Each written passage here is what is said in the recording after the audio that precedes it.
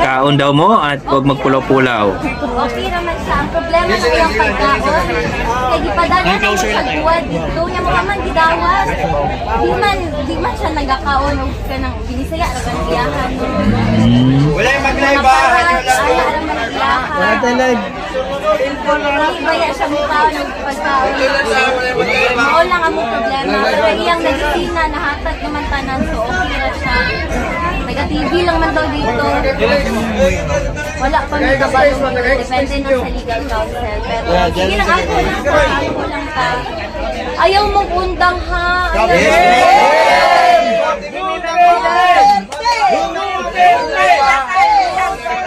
Salamat kayo. Grabe akong pasalamat ninyo kay Palangga. Bayan ako na akong papa no. Pilit sa muundang hantod makauli siya. Ma'am Kitty, palangga po ka na mo may papa, ma'am. Salamat. Palangga po kaya mo siya, ma'am.